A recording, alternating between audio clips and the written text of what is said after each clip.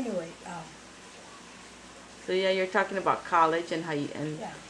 Anyway, I was and very swimming. I fortunate. didn't realize you swam at UH. One semester, I was not a good swimmer, but it was fun. I just wanted to get involved in extracurricular because just going to classes Mm-hmm. was really boring as far as college was concerned. But anyway, I, another experience that I had while attending UH was my second year and third year in college. I lived with the Moons. The Moons, Mr. Moon was, I think he owned the car dealership, but Mrs. Moon, and they both owned men's jewelry stores. Oh, And, that one. yeah, and my job, living with the Moons, was to help babysit their children on weekends, and then I was also responsible for doing the laundry, the family laundry. Oh. But they lived right close to the University of Hawaii, so I did whatever I had to do Mhm. and was able to walk to college for 2 years, and I Wow. lived with it for 2 years.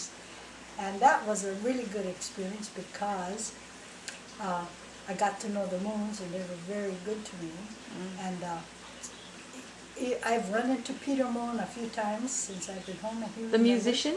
Yes, That's Peter Moon, the their musician. son. Oh. That's their son, yeah. Wow. And their daughter I have not seen, but anyway, that was part of my college experience. Now, one experience I'll never forget living with that family was they had a full-time maid. She was a Japanese girl, but very kind of strange. And she had a boyfriend, but was very, very secretive about him. She didn't say too much, and she'd meet him, but they never went out on to dinner dates or anything. She'd just meet him outside, and they'd go for a ride or something. And I got to thinking, I think he's married. Oh.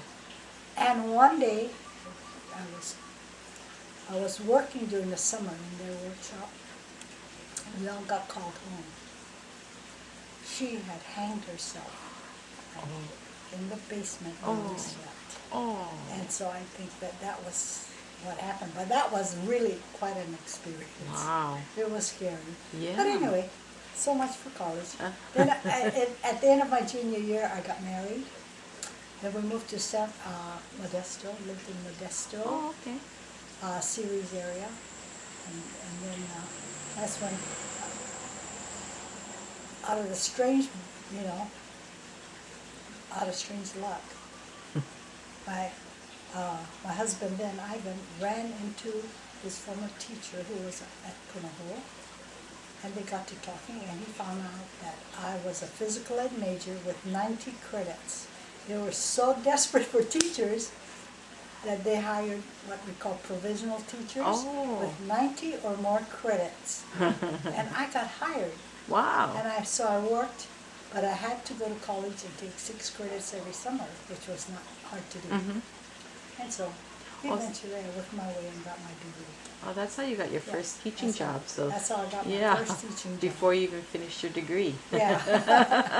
So then we moved to San Francisco, so I finished there. And I've been lucky. My teaching career has been interesting, I think. I taught at Ceres Intermediate School for 3 or 4 years. And I didn't teach in San Francisco, but we moved eventually to the Newark area. Mhm. And I taught there for another 6 or 7 years in Fremont and Newark. So that was really exciting. Oh. And then came home to Hawaii in Yeah. 1970. Wow.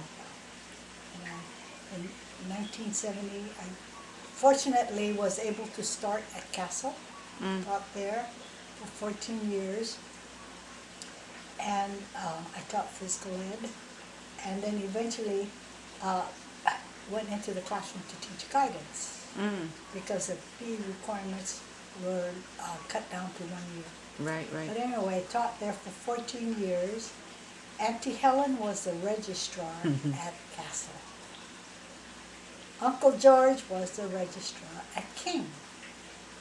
So when Auntie Helen got a sabbatical, she received a sabbatical, they asked me if I would like to take her position for one semester. So the experience, they gave me one semester. The first semester I worked with Auntie Helen, and she trained me. Uh-huh. The second semester I did the registrar's job Wow. at Castle. Then the following year she came back, and lo and behold, I was so lucky, Uncle George retired, and they asked me if I would like his job. So I was a registrar at King for the next 10 years. Oh, And wow. that was a very interesting, I enjoyed the experience because it was semi-administrative. You got to really learn how the school operates. And I thought, well, I got out of the physical ed, son, and I didn't need any more son. So anyway, that was what I did, and I thought for myself, my teaching career, I thought was really fun. Yeah. I enjoyed it.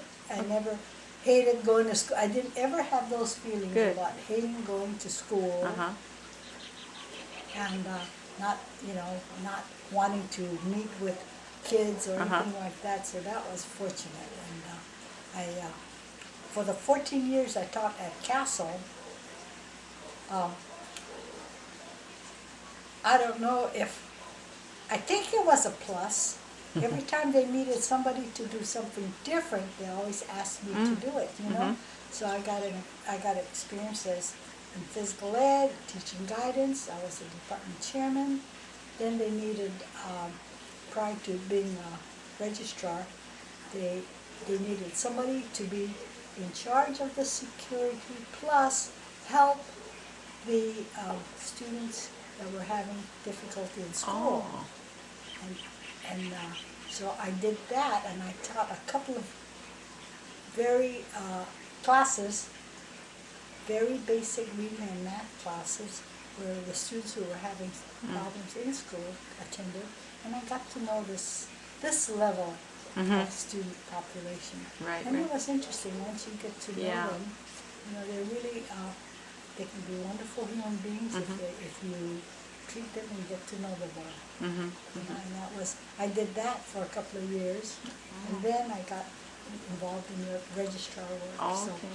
I thought that was good. Yeah. You were also Pep Squad advisor, and you were Oh, also yeah, in the I forgot Pep about that. Squad when you were in school, weren't you? Right. Yeah, when I was at Castle, I did a small school, so you get to do everything. And I was a cheerleader, I was student body officer, I was class officer. I remember Mr. Choi. I was also in the band, Oh. and I used to play the clarinet. And one year, about the second year I was there, all of his trombone players, the boys, all graduated or left, and he needed a trombone player. And he asked my girlfriend and me, two of us, to play the trombone. So we did. But I hated it, because after we got through playing the trombone for an hour, our lips were all big, juicy lips. So anyway, when I was a junior or senior and I got to be a cheerleader, I said, oh, I can't play in the band because I'm a cheerleader. And Mr. Choi looked at me and he says, Grace, you can't do everything. And it comes to a point where you got to make a choice. So here's your choice. You either play band and stay with music, or you go out there and be a cheerleader. But you can't have both. So I chose cheerleading, of course. So that was the end of my music career. And then at Castle, when I came to Castle, they needed a cheerleader advisor, a pep squad advisor. That's what. And so I volunteered to do that. And I think one of the best things I did as a cheerleader, because I couldn't keep up with their styles and all the gymnastics involved. But one of the best things I did was I said, okay, we're not going to have song leaders and cheerleaders in two separate groups. We're going to have a pep squad. Because I was familiar with that from the mainland. They had a pep squad. And the cheerleaders were okay on that. The song leaders were not too okay on that. But anyway, eventually we had a we had so many kids that wanted to do it. We had a selection committee, and Wow. they had no choice. But that's the way it is Oh, now, and nice. it worked Yeah. out very good. Mm-hmm. I did that for about 6 or 7 years, and got tired of doing that because that was all extracurricular Mm-hmm. on your own time, and you had to attend Yep. all the games Yep.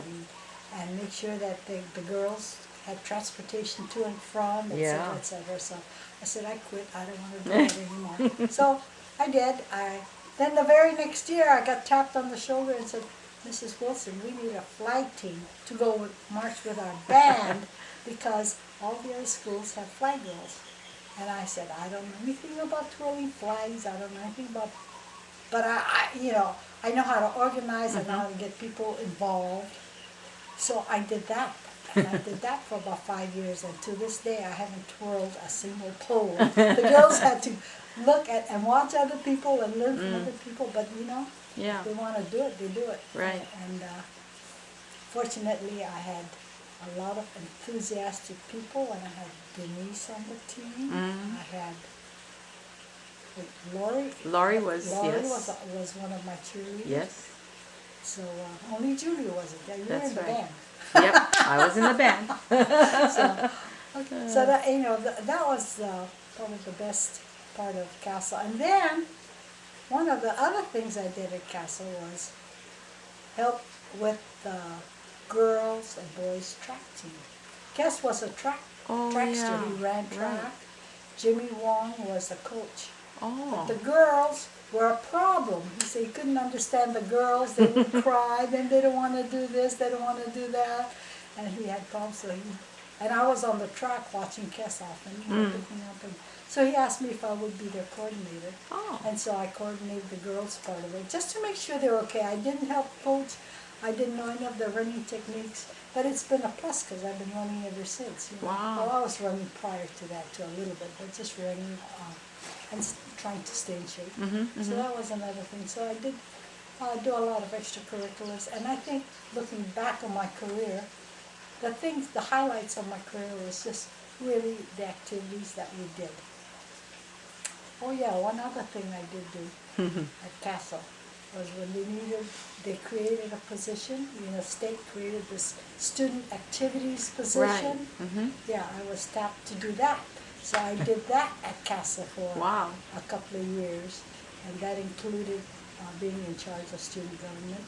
Oh. And I remember organizing the first May Day on the football field that they used to have May Days, but they hadn't had May Day for 10 or 15 years. And Wow. so we started doing that again, and that was fun. Ah. So that was a good activity. And then when I went to King, I continued. They had a part-time SAC position, but I combined it with the registrar's position Wow. because, people didn't want to do that. That because it's a lot of time. It takes a lot of Yes. time, and it was only part-time. So anyway, I did student activities and registrar Oh. at King. And that was good. Wow. So that's the end of my career plan. Well, like growing up, you mentioned growing up in Heia at Grandpa's place and Yeah. things. So different, yeah, from Oh. how is growing up for the kids nowadays. Yes. What were maybe some of the pros and cons or things you wouldn't mind sharing, like some of the benefits, whether it was the privacy or the freedom maybe that you could do things anywhere, go walking all over? I don't know. What are some of the differences or the pros and cons you remember? Well, one of the things I noticed when we first moved here to this house, about 1977, Uncle George took his grandkids to Heia School, drove them to Heia School, and every afternoon he would pick them up, and I said, oh my God, we used to walk all the way to Castle, and now you have to pick them up. Yes, children don't walk to school anymore, but there are other factors. It's not that they need service, it's just the safety factors, and we have so many strange people around, so yes, that's understandable, but that was a big thing. We used to walk everywhere. As we were growing up, we didn't have too many cars, But one thing I remember, Grandpa always had a car, and he was one of Oh, the few people that lived in the country that always had a car, if I remember right. wow. And but we never would ask him for a ride just to go to meet our friends, or if it was an important thing like going to school at night for a meeting or something, he would take us. But the rest of the time, we walked. And everywhere we went, because if it was just, especially if I wanted to go to the district park and play volleyball or softball, I would just walk. I wouldn't dare ask him to go so I could play. So there are a lot of community sports for boys and girls back then too? Or Yes, but it was, our softball was organized through Reverend Goto at the Methodist Right. Church. You know, he organized just very informal softball teams, and we played with other church teams like Kahuku, Kahalu, etc. And that was our softball. I did play some softball when I was 8th, 9th grade, organized softball in community leagues. But then I grew up and I found out that ladies don't play softball all the time. But the other thing we did was, that I really enjoyed, was playing a lot of volleyball at the district park. wow. And after the war, we would go from Ben Parker, we would go to Japanese school. And we had about an hour or so between classes, and we spent all the time, playing ball at the district park with our friends, so that was enjoyable. And then my Japanese school career ended very abruptly when Grandma had a kidney stone or appendicitis, some kind of surgery. And so I made a bargain with her. I said, I'll come home and I'll help you with all the work until you're recovered if you let me quit Japanese school. So I wasn't doing very well anyway, so she let me quit. And that was the end of my Japanese school. But anyway, those years were fun, and we did a lot of fun things. Yeah, yeah. I used to, from the time I was in 7th grade till I graduated from CASA, we were in the first graduating class in 1952. Oh, I used to walk all the way to Antimini and Uncle Sadal's house, which is across Honda's store. Wow, yeah. way up there by the bridge. Anyway, and I would spend the whole day Saturday ironing for her. And that's how I earned $3 every week, so I always was rich and had spending money. Oh, so you got to keep the $3. That was my $3, but that was my job, and I did it for 5 years. Wow. And Antimini had 8 kids, so I had, Right. plus my grandmother and Uncle Bashir lived with her, so Oh, yeah. in those days everything got ironed. They didn't have such thing as washing real clothes, right? So everything got ironed, and Auntie was always immaculate. Her children always were dressed neatly and with iron shirts and pants. I did that for a long time, but I enjoyed it because it was, giving me something to do. And Auntie Minnie, and she was one of my favorite aunties. And Uncle Sadao, they were really wonderful people. So, So that was when you started that when you were about 7th grade then? Because that was what Dad had mentioned too, is that from right around 12 years old, everybody had a job. yeah, Everybody worked. uh-huh. Yeah. And we all kind of, my parents never asked me for any part of the money. That was my spending money. But somehow we all managed, like even when we went to college, we had to find a summer job so we could help pay for tuition. And we did that, and whatever we had left over, we didn't have, my parents would pay for it. So that was always part of how we went to school. But Yeah. we were never, ever, that I can recall, we were down and out, no money for this or no money for that. We weren't extravagant, but we always made Always it. had- yeah. Oh, neat. So, And then how old were you when the war started? I was about 8 years old, I think. Do you In remember? 1941, Yeah. I was born in 34, so 7 years old, close to 8, December to Yeah. March, close to 8. And did things change for you when that happened? That you remember, or? Not really. You know, when you're younger, Yeah, I didn't. you didn't The notice. the only thing is, Grandpa couldn't go out fishing. Mm. That, he couldn't go fishing anymore. But he was amazing that you have 5 children. Now all of a sudden your career or your fishing livelihood is cut off. But he found jobs. He worked for The Army Corps the of Army, Engineers. yeah, HCND, not HCND, USCD or whatever they called it. And he was a carpenter, a very good one. He built our other house. Yeah. Yeah, so, and then, gosh, Grandpa must have been a super genius because he found a way to raise koi I know, and make a amazing. livelihood doing that, and learning to read and figuring out how to do everything, Yeah. you know? Yeah. Unfortunately, Uncle Mike and Auntie Helen got all that brain power, and Uncle George and I were left out playing. That's why we love to play. That's what my dad said too. But you folks just excelled in all the sports and things too, though. Yes. So that's nothing to, that's something to be proud of as well. So yeah. everybody's so different, yeah. So, but I do remember, oh, gosh, Auntie Helen is so smart over here. and it's funny raising my children.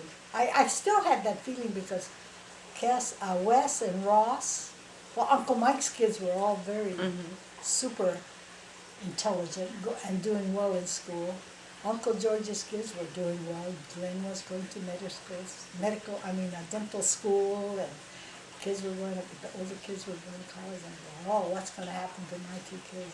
My kids, not 2 kids, but my kids, because Al didn't want to go to college. Gladys didn't want to go to college. Kids did okay. He went through Honolulu Community College. And then Dean, but I used to think, oh boy, all the brain power went to George and Mike and Helen. Yeah, everybody's so different, yeah. So.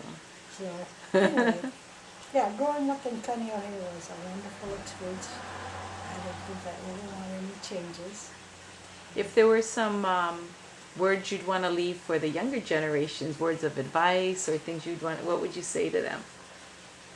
I would say to them, family first. Family first. Your family, your clan, your extended families. Because I think that's what's kept us together. Yeah. And I think that, I was just talking to my cousin Franklin, who was here from Reno, and one of the reasons why he keeps contact with us and we keep contact with many of our relatives, extended families, because every Sunday we were all at Babang's house. All the families came. They all came, all the children were there, and somehow we managed. And now if you have a full house, you go, oh boy, what's happening? That's the way it was, and I think it still is. And fortunately, I think our family is still doing very well on that. That's the only piece of advice I can give you, because the rest of my advice, might not be so good. That's good advice. Yeah. Thanks. Okay, is that